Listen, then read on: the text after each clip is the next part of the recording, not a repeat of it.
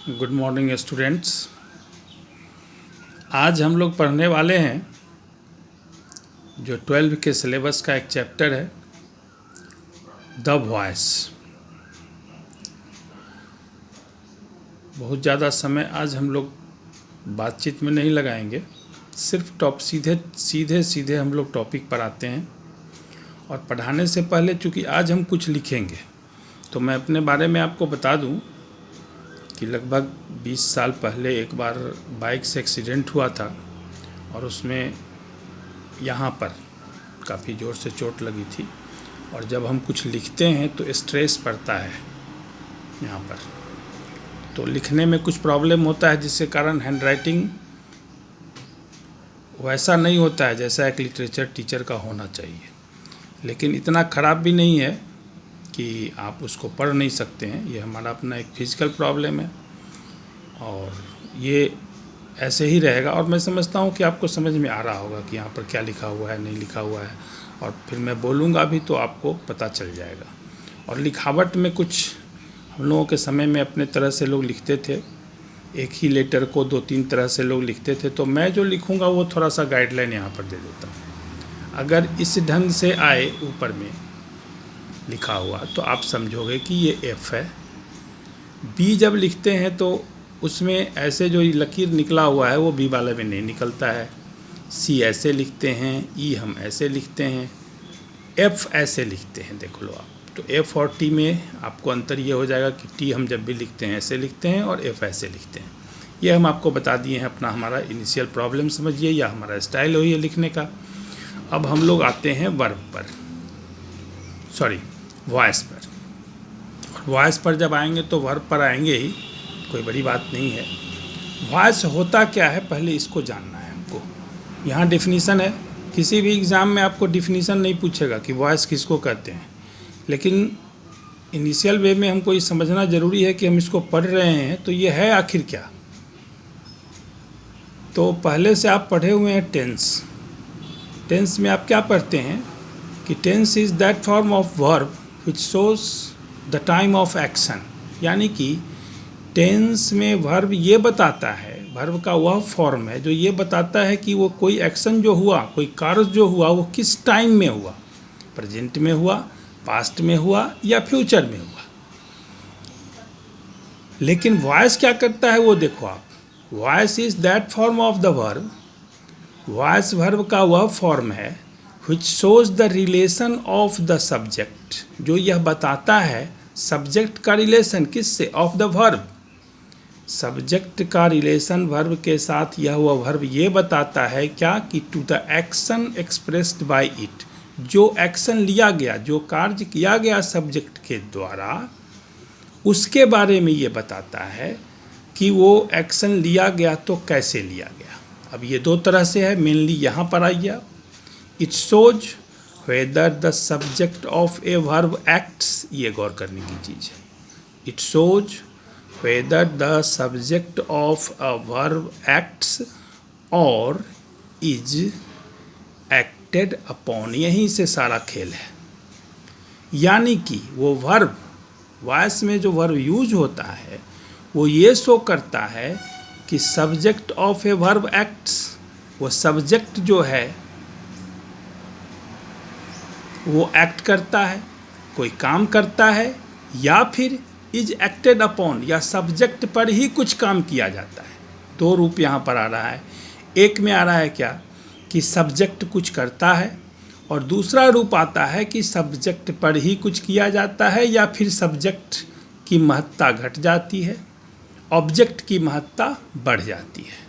अब हिंदी वाले डिफिनीशन पर नहीं आते हैं, आप पढ़ लीजिएगा, उसी का हिंदी है। लेकिन इस पूरे चीज़ को समझने के लिए एग्जाम्पल पर आना बहुत ज़रूरी है, क्योंकि डिफिनीशन का महत्व है, लेकिन डिफिनीशन का महत्व जब तक एग्जाम्पल नहीं आ पाते हैं, एग्जाम्पल पर नहीं आते हैं, तब तक सिर्फ डिफिनीशन रटने से कुछ नहीं है। और आपको पढ़ना भी जो है, मेनली जो मैंने शुरू किया है ये चैप्टर, वो इसलिए किया है कि एग्ज़ाम में आपको पूछता है चेंज करना, एक्टिव से पैसिव में चेंज करो या फिर पैसिव से एक्टिव में चेंज करो। लेकिन चेंज करने के लिए कुछ चीज़ जानना बहुत ज़रूरी होता है। हम उस पर भी फोकस करेंगे, लेकिन पहले जो ये डिफिनीसन हमने पढ़ा है, डिफिनीसन में हमने क्या पढ़ा, फिर मैं उसको दोहराता हूँ। हिंदी में मैं इसलिए आपको दोहरा रहा हूँ या पढ़ा रहा हूँ, उसका भी रीज़न मैं बता दूँ। कल भी मैंने बताया था कि मैक्सिमम स्टूडेंट्स हिंदी मीडियम के हैं और मैं उनको बेस करके पढ़ा रहा हूँ। इंग्लिश कॉन्सेप्ट हिंदी में भी समझा जा सकता है, अंग्रेजी में भी समझा जा सकता है। अगर इंग्लिश में ही सब चीज़ बोला जाए तो हो सकता है हिंदी मीडियम के स्टूडेंट्स को उतने आसानी से वो समझ में नहीं आएगा, और भाषा मेरे ख्याल से सबसे बेहतरीन वो है जिसको आसानी से समझा जाए, सामने वाला आसानी से उसको समझ जाए। अब आप आओ यहाँ पर इस एग्जाम्पल पर, अरुण प्लेज क्रिकेट। यहाँ पर अरुण क्या है, सब्जेक्ट है। सब्जेक्ट मतलब क्या, किसी सेंटेंस में जो कोई काम करने वाला होता है। प्लेज क्या है, वर्ब है, यानी कि सब्जेक्ट जो काम कर रहा है। और सब्जेक्ट जो काम करता है उसका इफेक्ट किस पर पड़ रहा है, वो क्या काम करता है, क्रिकेट खेलता है। तो यानी कि रिसीव, यहाँ ये क्रिकेट क्या हो गया, ऑब्जेक्ट हो गया। अब कैसे हम ऑब्जेक्ट निकालते हैं वो भी हम आपको बताएंगे।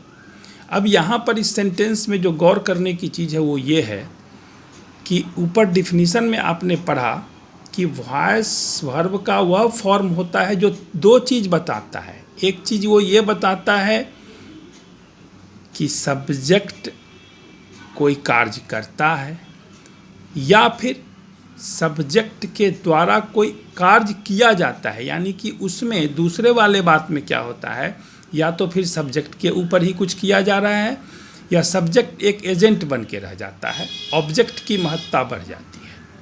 अब यहाँ है अरुण प्लेज क्रिकेट। यहाँ पर ये अरुण क्या है, हीरो है, वो खेलता है। खेलने वाला कौन है, अरुण। और वो कुछ भी खेल सकता है, क्रिकेट भी खेल सकता है, फुटबॉल भी खेल सकता है, टेनिस भी खेल सकता है। लेकिन यहाँ पर महत्ता उस खेलने की नहीं है, महत्ता है अरुण की। हीरो है यहाँ अरुण जो कुछ करता है।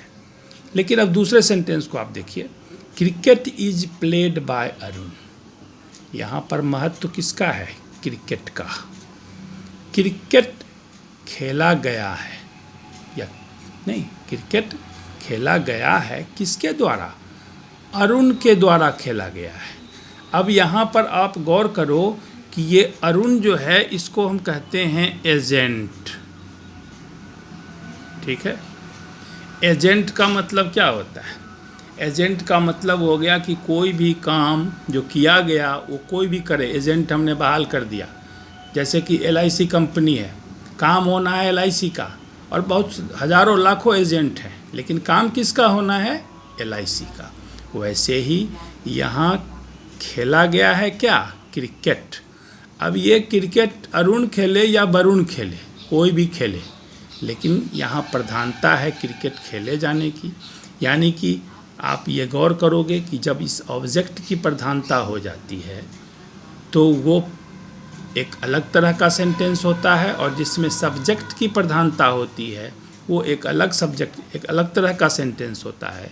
तो वह सेंटेंस जिसमें सब्जेक्ट की प्रधानता होती है और उसको हम लोग कहते हैं, इसका अलग से भी डिफिनीशन पढ़ेंगे, उसको कहते हैं हम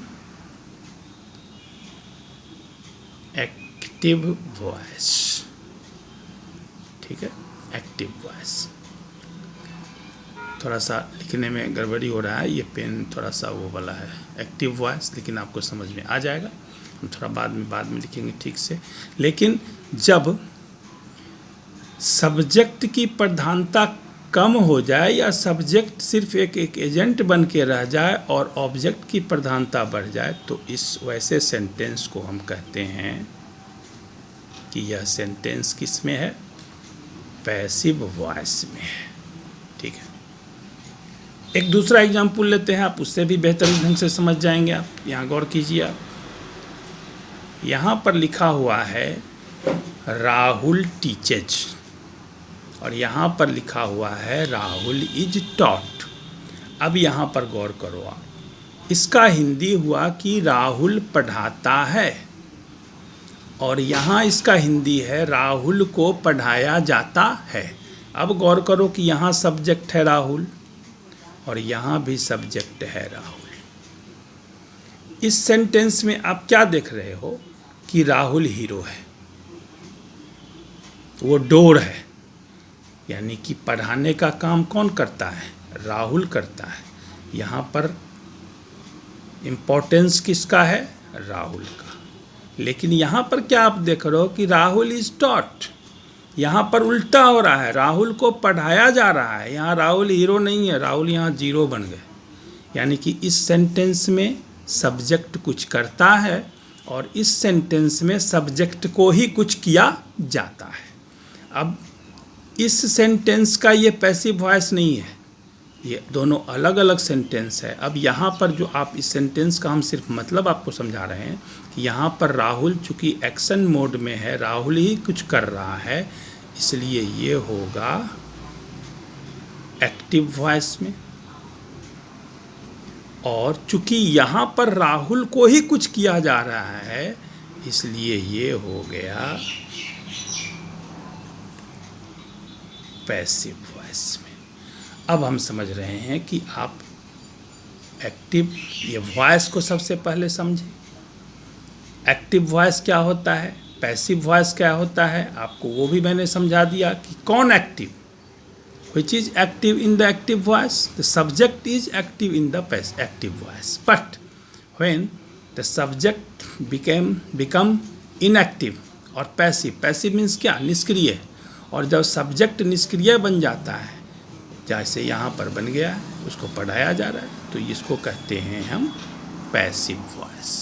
अब हम अलग अलग भी किए हैं, यहाँ पर आप गौर करो। इसमें देखिए आप कि एक्टिव वॉइस का भी डिफिनीशन है। The active voice is that form of the verb which shows that the subject is the door of the action. The active voice is that form of the verb. Active voice verb का वह form है which shows, जो दिखलाता है, बताता है, that the subject is the door, कि subject जो है वही करता है, वही कुछ कर रहा है, of the action। किसको? action, जो कुछ कार्य हो रहा है उसको कौन कर रहा है? subject कर रहा है। जैसे यहाँ पर देखो आप, सुनील राइट्स अ नॉवेल, यहाँ सुनील क्या है? सब्जेक्ट है। और वो काम एक्शन क्या ले रहा है? Actioning word is called verb. वो वर्ब क्या है? राइट्स, वो लिखता है। क्या लिखता है? नॉवेल। तो ये हो गया ऑब्जेक्ट, यानी कि मेन काम करने वाला कौन है? सुनील। और पैसिव वॉइस में क्या है? The passive voice is that form of the verb. Passive voice verb का वह फॉर्म है which shows that something is done to the subject, यानी कि कुछ कार्य सब्जेक्ट पर ही किया गया है, या फिर सब्जेक्ट एक एजेंट बन के रह गया है। जैसे उसी का पैसिव है, इसका पैसिव ये है, ए novel is written by Sunil. एक मतलब वो नॉवेल सुनील के द्वारा लिखा गया है, यानी प्रधानता यहाँ नॉवेल की है। नॉवेल को सुनील लिखे या अनिल लिखे, लेकिन लिखा जाना क्या है? नॉवेल। यानी कि जब ऑब्जेक्ट की प्रधानता हो जाए तो ये हो जाता है पैसिव वॉइस। अब सब्जेक्ट ऑब्जेक्ट की बात आ रही है। अब एक चीज़ जो जनरली बच्चे में देखा जाता है कि जब हम चेंज करते हैं वॉइस को तो अलग अलग तरह से होता है। टेंस के हिसाब से होता है, फिर सेंटेंस के हिसाब से होता है। टेंस के हिसाब का अलग फॉर्म है, प्रेजेंट का, पास्ट का, फ्यूचर का। इम्परेटिव सेंटेंस का अलग है, इंट्रोगेटिव सेंटेंस का अलग है। कैसे उसको हम चेंज करते हैं, लेकिन जिस समय हम चेंज करते हैं उस समय सब्जेक्ट और ऑब्जेक्ट की चर्चा हम खूब करते हैं। ये पहले जानना ज़रूरी है कि ऑब्जेक्ट, जनरली लड़का क्या देखते हैं, जब भी आप कभी आप पढ़ोगे या सेंटेंस लिखेगा तो वो एक स्ट्रक्चर कॉमन है, subject plus verb plus object. अब लो, ये कोई ज़रूरी नहीं है कि वर्ब के बाद आने वाला हर वर्ड्स ऑब्जेक्ट ही होगा। वॉइस पढ़ने में ऑब्जेक्ट की पहचान बहुत ज़रूरी है, क्योंकि जब हम आगे पढ़ेंगे तो आपको पता चलेगा कि ऑब्जेक्ट की पहचान क्यों ज़रूरी है। इसीलिए हम पहले ऑब्जेक्ट के पता करने का एक सिंपल सा जो वे है वो हम आपको बताते हैं। जैसे मैं यहाँ पर अभी 3 सेंटेंस लिखता हूँ। Number 1, he reads slowly. दूसरा लिखते हैं, ही रीड्स अ नॉवेल। तीसरा लिखते हैं, he reads in the room. पहला का मतलब हुआ वह पढ़ता है, कैसे? धीरे धीरे, slowly. He reads a novel, वह पढ़ता है, क्या पढ़ता है? नॉवेल। और he reads in the room, वो का पढ़ता है, कहाँ पढ़ता है? रूम में। अब गौर करो आपकी ये तीनों ही सेंटेंस का सब्जेक्ट एक ही है, ही है, और ये तीनों में ही ये ही क्या है? सब्जेक्ट है। वर्ब कौन है? रीड्स। लेकिन अगर हम यहाँ के हिसाब से आते हैं subject plus verb plus object, तो जनरली स्टूडेंट क्या कर लेता है कि उससे पूछोगे कि इसका ऑब्जेक्ट कौन है, तो कह देगा स्लोली। इसका ऑब्जेक्ट कौन है, तो कह देगा नॉवेल। इसका ऑब्जेक्ट क्या है, तो कह देगा इन द रूम। लेकिन ये बात सही नहीं है। ऑब्जेक्ट पता करने का एक सिंपल वे है कि जो मेन वर्ब है पहले उसको हम खोजते हैं। तो मेन वर्ब कौन है? रीड्स। यहाँ पर रीड्स है मेन वर्ब। अब इस मेन वर्ब में हम क्या करते हैं कि व्हाट या whom लगा करके सवाल करते हैं। व्हाट या whom लगा के सवाल करते हैं, और उसका जो जवाब होगा, अगर जवाब मिलेगा तो ऑब्जेक्ट होगा, जवाब नहीं मिलेगा तो ऑब्जेक्ट नहीं होगा। अब इस एग्जाम्पल से आप देख लीजिए, ये पहला सेंटेंस, ये दूसरा और तीसरा, तीनों का आपको अगर ऑब्जेक्ट निकालना हो तो आप क्या करोगे? अब रीड्स है मेन वर्ब, इसमें व्हाट लगा के सवाल करो। व्हाट रीड्स, क्या पढ़ता है? जवाब है नहीं, क्योंकि उसके बाद क्या है? स्लोली। स्लोली का मतलब धीरे धीरे। दूसरा सवाल है whom रीड्स, किसको पढ़ता है? उसका भी जवाब नहीं है। तो ये स्लोली क्या है? ऑब्जेक्ट नहीं है। यहाँ ये स्लोली ऑब्जेक्ट नहीं है ये। फिर यहाँ आओ, ही रीड्स अ नॉवेल। अब रीड्स है मेन वर्ब, यहाँ पर सवाल करो व्हाट रीड्स, क्या पढ़ता है? तो जवाब मिल रहा है। क्या पढ़ता है? आपको जवाब मिल गया कि ए नॉवेल, यानी कि नॉवेल ऑब्जेक्ट है। फिर तीसरे सेंटेंस में आओ, he reads in the room, वह पढ़ता है। अब यहाँ फिर मेन वर्ब क्या है? मेन वर्ब इसमें भी है रीड्स। सवाल करो व्हाट रीड्स, क्या पढ़ता है? जवाब है whom रीड्स, किसको पढ़ता है? जवाब है नहीं, जवाब है वेयर रीड्स का, कहाँ पढ़ता है? तो रूम में पढ़ता है। यहाँ पर जवाब किस चीज़ का? हाउ रीड्स, कैसे पढ़ता है? तो स्लोली। लेकिन हमको जवाब चाहिए किसका? व्हाट का या whom का। तो व्हाट और whom लगा के जब मेन वर्ब में हम सवाल करते हैं और जब जवाब मिलता है, वही उस वर्ब का ऑब्जेक्ट होता है। ये सब्जेक्ट ऑब्जेक्ट किसका? आप जान लो कि इंग्लिश में सिर्फ वर्ब का महत्व है, और ये सब्जेक्ट और ऑब्जेक्ट सिर्फ वर्ब का होता है। इसी वर्ब का ये सब्जेक्ट है और इसी वर्ब का ये ऑब्जेक्ट है, नॉवेल। और तब बच गया कि आप पूछोगे सर तो बाद में जो चीज़ आया उसको क्या कहते हैं? तो यहाँ पर इन द रूम या स्लोली जो है, इसको हम बोलते हैं कंप्लीमेंट। कंप्लीमेंट का हिंदी होता है पूरक। आप पढ़े होंगे मैथ्स में, सेट थ्योरी वगैरह में पूरक होता है, कंप्लीमेंट का वहाँ पर यूज होता है। तो ये हुआ कंप्लीमेंट। तो मैंने यहाँ पर आपको सिखाया कि ऑब्जेक्ट निकालना, ठीक है। अब एक चीज़ इसी के साथ साथ और भी सीख लीजिए आपकी, हो सकता है किसी सेंटेंस में आपको दो ऑब्जेक्ट मिल जाए।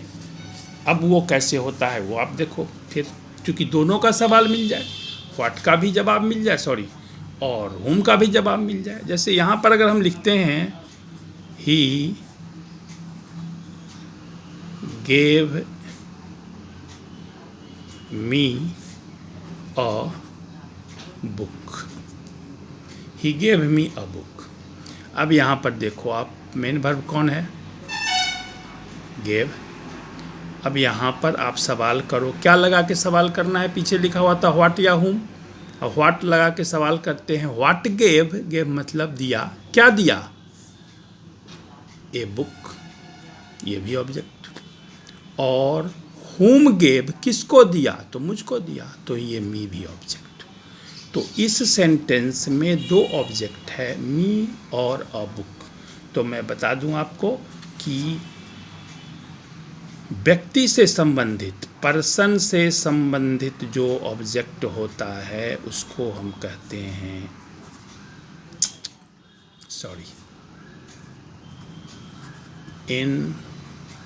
Indirect object.